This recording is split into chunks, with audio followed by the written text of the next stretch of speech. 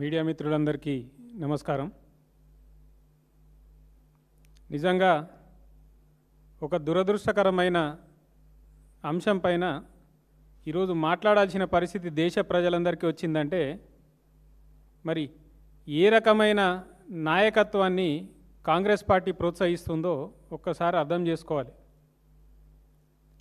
ప్రపంచంలో ఏ ఒక్క నాయకుడైనా హిట్లర్తో పోలిస్తే తనను అవమానించినట్టు, తన పట్ల అమర్యాద ప్రవర్తించినట్టు, లేకపోతే తనను దూషించినట్టు భావించి అయితే సిగ్గుపడతాడు, లేకపోతే కోపోద్రిక్తుడైతాడు.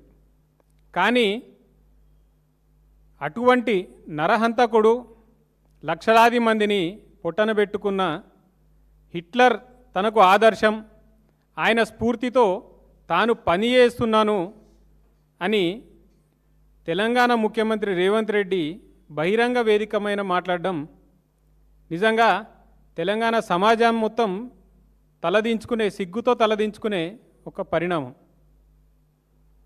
ఒకప్పుడు కాంగ్రెస్ నాయకులు ఎట్లుంటుండే అంటే, మేము మహాత్మా గాంధీ ఆశయాలతో పనిచేస్తున్నాం, లేకపోతే జవహర్లాల్ నెహ్రూ గారి ఆశయాలతో పనిచేస్తున్నాం, మొరార్జీ దేశాయ్ గారి ఆశయాలతో పనిచేస్తున్నాం, లేకపోతే అంబేద్కర్ గారి ఆశయాలతో పనిచేస్తున్నామని గర్వంగా చెప్పుకునే కాంగ్రెస్ నాయకులు ఒకప్పుడు చూస్తుండే మనం.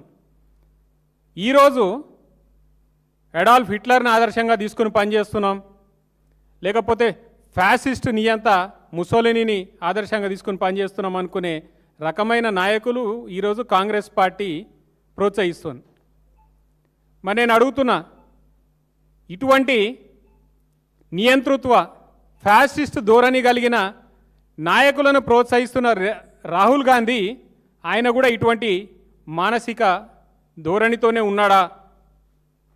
ఈరోజు మీరు ఏం మెసేజ్ ఇస్తున్నారు? ఈరోజు జెన్జీ ప్రతిదీ అబ్జర్వ్ చేస్తుంది. అటువంటి జెన్జీకి మీరు ఏం చెప్తున్నారు? ఒక అడాల్ఫ్ హిట్లర్ని ఆదర్శంగా తీసుకోమంటున్నారా, లేదా మహాత్మా గాంధీని ఆదర్శంగా తీసుకోమంటున్నారా? చేతిలో రాజ్యాంగం బుక్కు పట్టుకుని నేను రాజ్యాంగ రక్షకుడిని అని చెప్పుకుంటే సరిపోదు రాహుల్ గాంధీ. ఎటువంటి నాయకులను నువ్వు ప్రోత్సహిస్తున్నావు అనేది కూడా చూసుకోవాలి కదా. ప్రజల ప్రాణాలు పొట్టన పెట్టుకునే నరహంతకులు ఆదర్శంగా తీసుకునే వాళ్ళు నీకు నచ్చిన నాయకుల? అటువంటి వారిని ముఖ్యమంత్రులుగా ప్రొజెక్ట్ చేస్తున్నావా? ఇంకా హాస్యాస్పదమైన విషయం కూడా ఒకటి ఉన్నది. రేవంత్ రెడ్డి గారు మాట్లాడుతూ హిట్లర్కు ఒక బృందం ఉంది, ఆ బృందం యొక్క పేరు హైడ్రా, అది ఇతరులందరినీ నాశనం చేస్తుంది అనుకోవడం మాట్లాడిండు. కానీ అది చరిత్రలో నిజం కాదు అనే విషయం కూడా ఆయనకు తెలియనిది మనం అందరం గమనించాలి.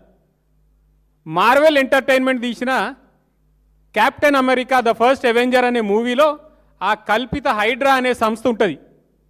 బహుశా ఆయన ఆ సినిమాను చూసిన అదే నిజం అనుకుని హైడ్రా అనే సంస్థ ఉన్నది, దాని ద్వారానే హిట్లర్ ఇటువంటి అని చేసిండు అనుకుంటా మాట్లాడిండు. కాబట్టి ఒక పరిజ్ఞానం లేని నాయకుడు, ఒక మానవత్వం లేని నాయకుడు, ఒక దయార్థ హృదయం లేని నాయకుడు ఈరోజు కాంగ్రెస్ పార్టీని ఈ రాష్ట్రంలో పరిపాలిస్తున్నాడు, నడిపిస్తున్నాడు. ఒక దిక్కు గతంలో కేసీఆర్ గారేమో ప్రాజెక్టులు కట్టినా అని గర్వంగా చెప్పుకుంటుండే, లేకపోతే గురుకులాలు కట్టినా అని గర్వంగా చెప్పుకుంటుండే, హాస్పిటళ్ళు కట్టినా అని గర్వంగా చెప్పుకుంటుండే, మెడికల్ కాలేజీలు కట్టినా అని గర్వంగా చెప్పుకుంటుండే, కొత్త సెక్రటేరియట్లు కట్టినా అని గర్వంగా చెప్పుకుంటుండే.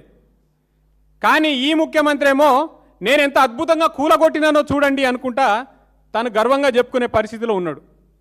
ఏం చూసి గర్వపడాలి రేవంత్ రెడ్డి?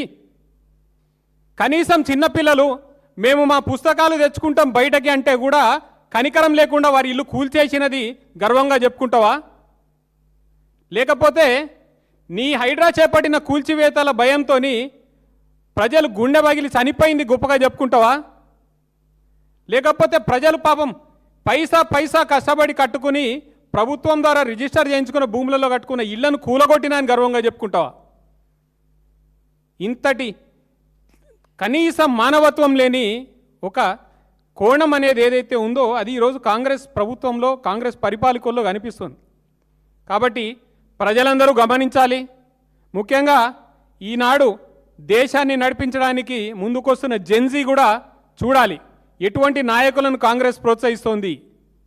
అటువంటి వారిని ప్రజా జీవితంలో మనం ఆదరించాల్సిన అవసరం ఉన్నదా, లేకపోతే వారి ప్రయత్నాలు తిప్పికొట్టి వారిని ఓడగొట్టాల్సిన అవసరం ఉన్నది గమనించాల్సిన అవసరం ఉన్నది వారికి తెలియజేస్తూ, ఈ రేవంత్ రెడ్డి మాట్లాడిన మాటలు కానీ, లేకపోతే ఆయన నేను హిట్లర్ని స్ఫూర్తిగా తీసుకున్నా అనే మాటలను కానీ మరి కాంగ్రెస్ అధినాయకత్వం ఖండిస్తుందా, లేకపోతే ఆయనకి బాకా ఊదుకుంటూ తిరుగుతున్న కొంతమంది మేధావులు ఖండిస్తారా లేదా అనేది అందరం కూడా గమనించాల్సిన అవసరం ఉందని తెలియజేసుకుంటూ సెలవు తీసుకుంటున్నాను. జై తెలంగాణ.